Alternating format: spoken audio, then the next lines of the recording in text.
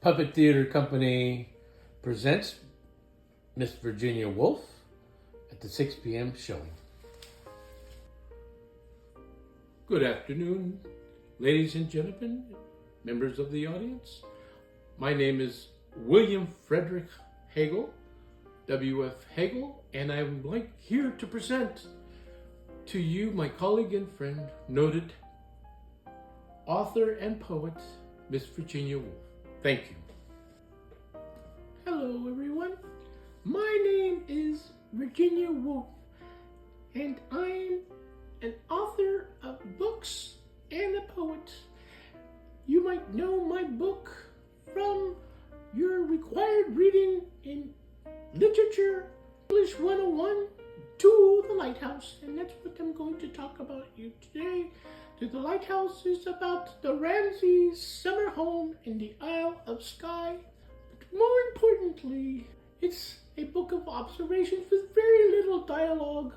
And let me tell you that that book was a relief, a way of writing that came from the stream of consciousness, and that's what I would like to talk to you about today.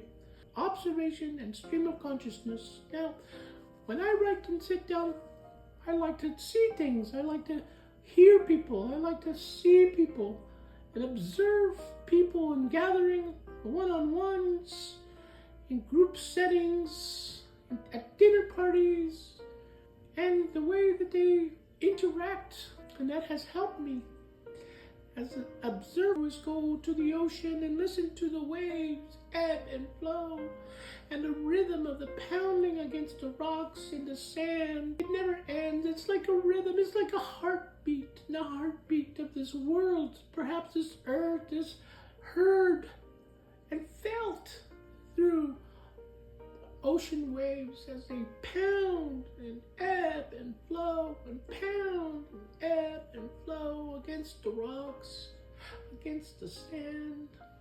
And this beautiful rhythm helps me to understand life, the life that we were given. And so I go back and I sit at my desk or wherever and I start to write stream of consciousness. This is important. Listen to this.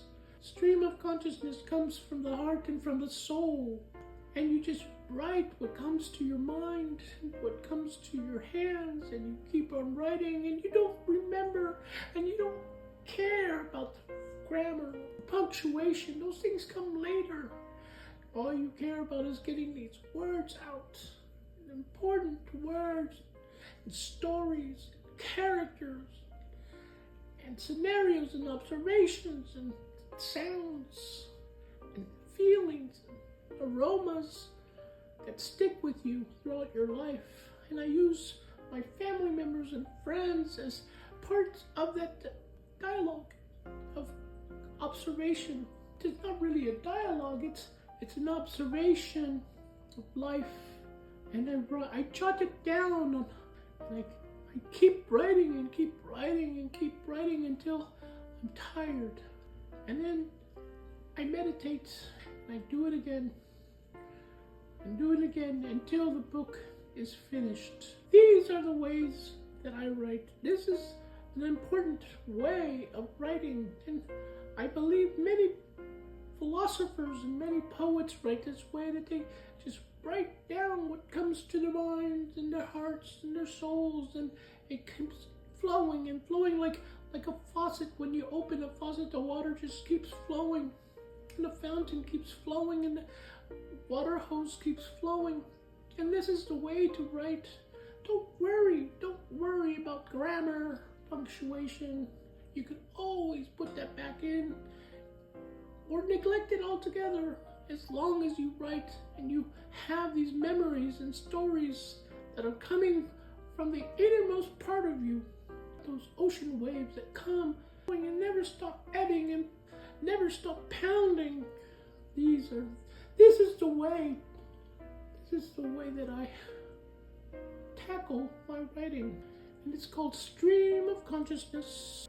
And it helps me to put down all the words that are important, that make sense, And sometimes they don't even make make sense. But I keep writing anyways. Until I have words and the words. And I build a house on words.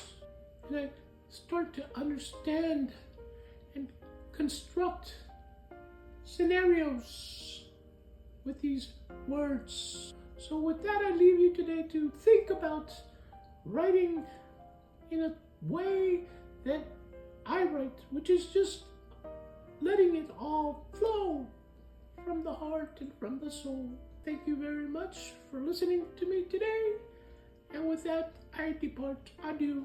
Thank you, Miss Virginia Woolf, for allowing us to see a glimpse of how you express yourself through creative writing.